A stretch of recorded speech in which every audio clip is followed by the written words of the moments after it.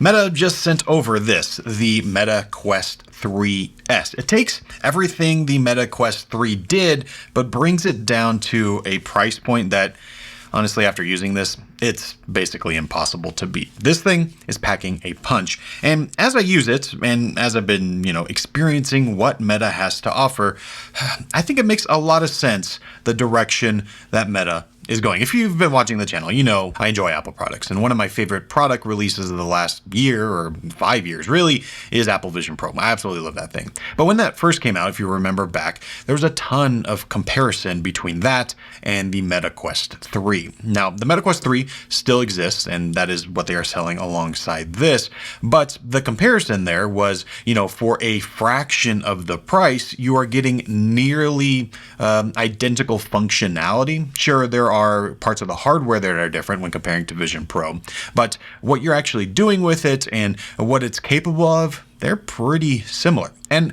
I feel like even more so, that is the comparison here. If you look at the Quest 3 and now look at the Quest 3S, which they just released, for $300, this thing gets you nearly all the way there. And the things that they sacrifice make sense and don't overall hurt the experience. Okay, so what is this? Well, Meta wanted to take their Quest 3, which is their mixed reality VR headset. So it can not only give you a complete VR world where you are transported somewhere else to play games, watch movies, do really anything, but it can also do mixed reality using these cameras up front to see the world around you and overlay, digital items onto it. It's not a new concept by any means, but what is kind of new is taking that technology and bringing it to a price point like this. And real quick, this is what the lineup looks like. Meta Quest 3, like I said, is still for sale. That is their top end model. So it, has higher resolution, it has better lenses, and it also comes with 512 gigabytes of storage natively. Whereas now with the lower end model here, you have the Quest 3S, which starts at 128 gigabytes for $300, and you can get up to 256 gigabytes for just $100 more. Now, which one to buy, I'll talk about at the end of this video because it can get a little, maybe not confusing, but at least there are some different options you might not be considering.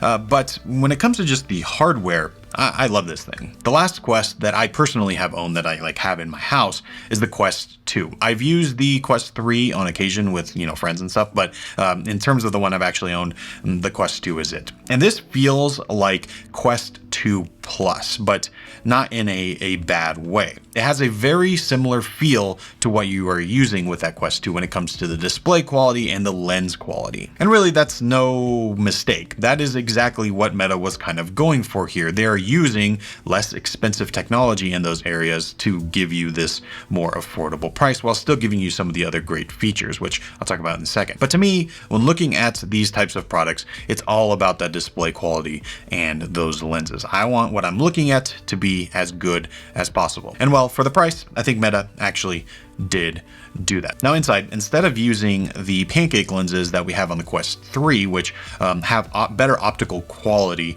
these are using Fresnel lenses. And in practical use, what that really means is that if you look anywhere that is not perfectly aligned, you start to get some blurriness and some fringing. And you can notice it really easily. I will say that your mind kind of starts to forget about it after a while, but the optical quality is just not the same as what you get with those pancake lenses, but pancake lenses are more expensive, they are harder to manufacture, so it makes sense to use Fresnel here. And it's what they were using in the Quest 2, so it's not like it's a bad technology, it's just not the highest end. And also adjusting those Fresnel lenses is slightly different, so you just have 3 different areas where you can choose from. Now behind those lenses, you also have the display, and this is probably where you can notice a bigger difference. The Quest 3 has a 4K quality display with 25 PPD, whereas this has more on the 1080p side with 20 PPD, which is a noticeable difference. It is a noticeable drop in quality from what you get with the Quest 3, at least I think. And it's also only 96 hertz over the 110 hertz that we have on the Quest 3. So overall, when you're looking at the lenses, the display, and the overall quality of them, it is a step down. And if you've ever used the Quest 2, it's almost essentially the same as that. When I put on my Quest 2 next to this, I feel like I'm looking at the same thing. And it's no surprise because they pretty much are the same thing.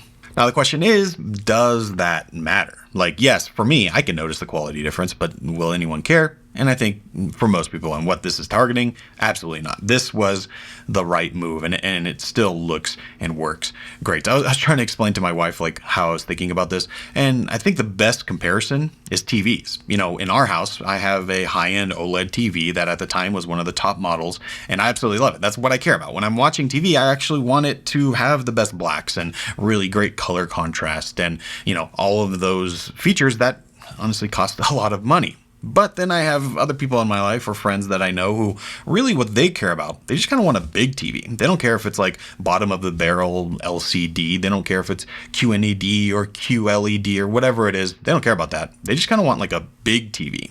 And that's kind of similar here, where, you know, the quality of the lenses themselves maybe is something I personally care about, but for most people, they just want to be able to put it on and still have a mixed reality or VR experience.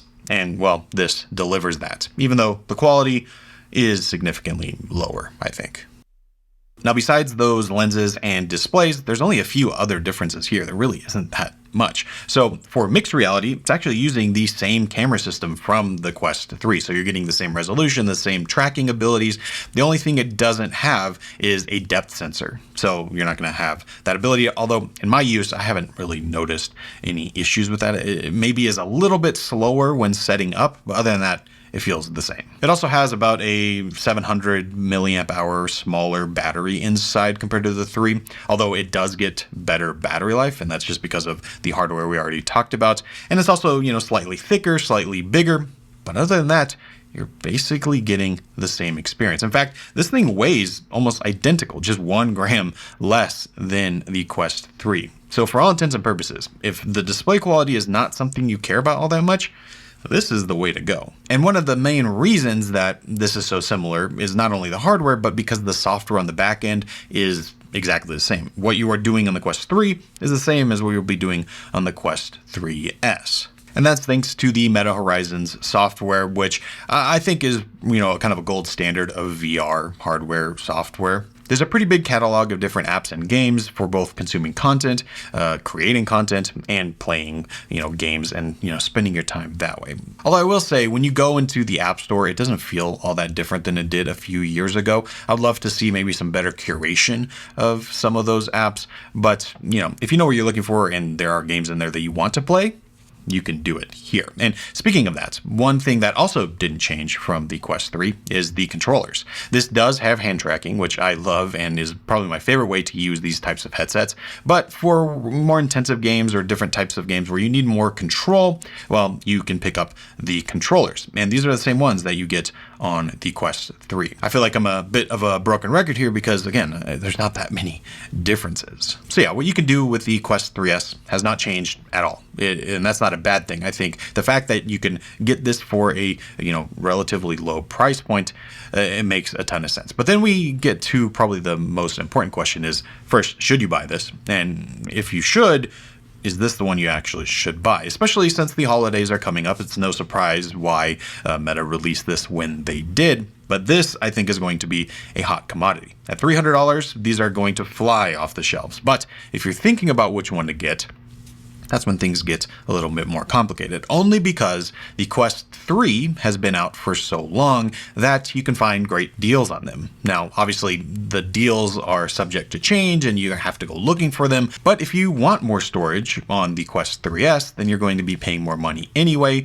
and then that's when you can probably find a Quest 3 for a, you know, on sale price that almost meets in the middle. So that's kind of my recommendation. If you are in the market for one of these and you know what you're looking for and you're kind of cross-shopping, I would first look to see if you can find a killer deal on the Quest 3, especially as the holidays are coming. Like I said, those deals will probably start popping up. But if you can't, or you just don't mind not having the Quest 3, then this is absolutely a great buy. There are things about it that are certainly compromises, but that's exactly the point. If you are just looking for the best entry-level headset like this, you really can't beat the 3S.